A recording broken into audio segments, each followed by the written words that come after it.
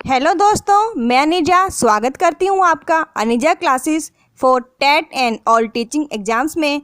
आज हम बात करेंगे अधिगम निर्योगिता यानी कि लर्निंग डिसऑर्डर के बारे में। हम इसके बारे में विस्तार से जानेंगे कि यह क्या होता है, क्यों होता है, इसके क्या कारण होते हैं और इसके क्या क्या उदाहरण होते हैं। देखिए, अधिगम निर्योगिता एक सामान्य शब्द है। इसके अंतर्गत उन समस्याओं को शामिल किया जाता है जिसके कारण पढ़ने, लिखने, समझने, बोलने, तर्क करने तथा गणित के प्रश्न हल करने में कठिनाई आती है। अधिगम निर्योगिता के बारे में जानने के लिए वीडियो को बिल्कुल एंड तक देखिएगा और चैनल को सबसे पहले सब्सक्राइब कर दीजिएगा। इनके स्रोत जन्मजात होते हैं। यह समस्या उन बच्चों में भी पाई जा सकती है जो श्रेष्ठ बुद्धि के हों, व उनमें भी पाई जा सकती है जिनको सीखने के पर्याप्त अवसर उपलब्ध हों। अगर हम कोशिश करें तो अधिगम निर्योगिता को कुछ हद तक समाप्त किया जा सकता है। इसके कारण क्या क्या होते हैं? इसके कारण होते हैं सामाजिक कारण। जिस समाज में हम रहते हैं, कई बार ऐसी परिस्थिति आ जाती है कि उसको देखकर बच्चे में लर्निंग डिसऑर्डर यानी कि अधिगम निर्योगिता आ जाती है। मानसिक कारक भी हो सकता है।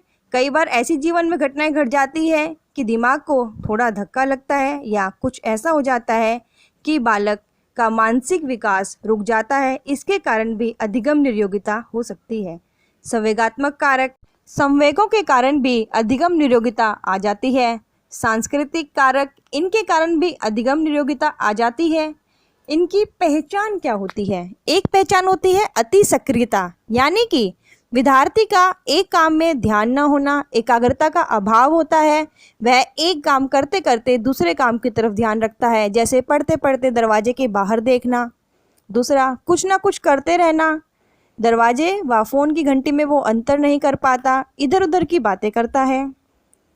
दूसरी पहचान है समय व स्थान की जानकारी नहीं होती।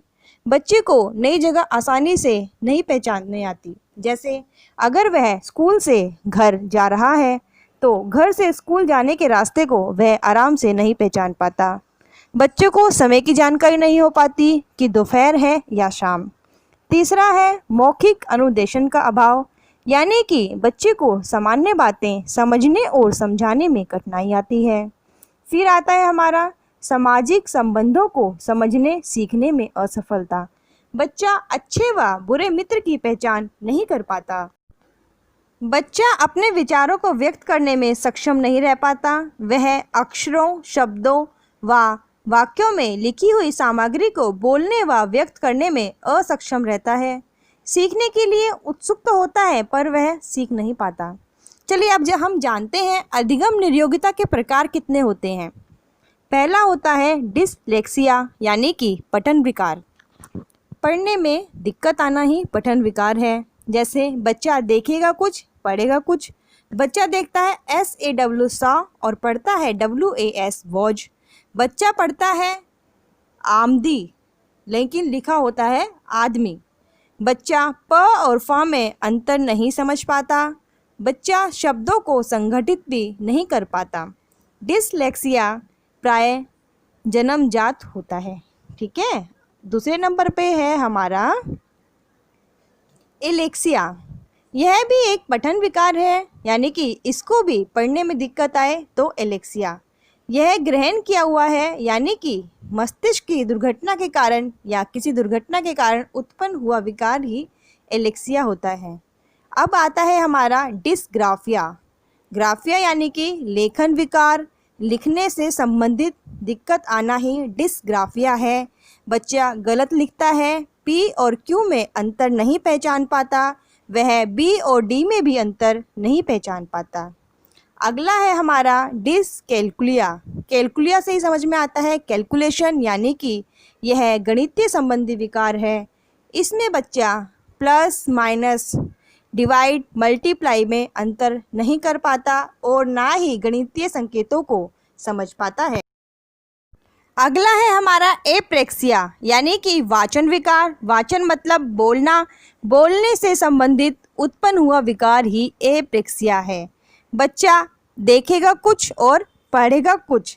यदि बच्चा लड़की लड़की लिखा हुआ देख रहा है तो वह उसे लकड़ी पढ़ेगा। बच्चा अगर कमर लिखी हुई देख रहा है तो उसे करम मकर इस तरीके से पढ़ेगा। अगला है हमारा मूक व्यक्ति यानी कि अफेजिया या फिर स्पीचलेस। इस प्रकार के बालक को लिखने, पढ़ने व बोलने में दिक्कत आती है। लैक ऑफ अंडरस्टैंडिंग यानी कि चीज़ों को समझने में भी उसे परेशानी आती है। यह एक भाषा विकार है, यानी कि अफेजिया एक भाषा विकार है। नेक्स्ट आता है हमारा डिस्थीमिया, डिस्प्रेक्सिया या डिस्फ्रेजिया। ये सब एक ही चीज़ के नाम हैं। इसमें बालक शारीरिक रूप से निरोगी होता है और गतिक कौशल का अभाव होता है। अगला है हमारा स्टटरिंग। स्टटरिंग यानी कि तुतलाना। बच्चा तुतला तुतला कर बोलता है, जैसे to to to to tomato. इस प्रकार बच्चा तुतला तुतला कर बोलता है। तो दोस्तों, उम्मीद करती हूँ आज की इस वीडियो से आपके सारे जितने भी अधिगम निरोगिता से संबंधित प्रश्न हैं उनका जवाब आपको मिल गया है। फिर भी अगर कुछ रहता है तो आप मुझे कमेंट बॉक्स में लिख सकते हैं। जल्दी से चैनल को लाइक करें, शेयर करें, सब्सक्राइब करें, बेल आइकन को बिल्कुल प्रेस कर दें ताकि आपको अगली क्लास का नोटिफिकेशन सबसे पहले मिल जाए।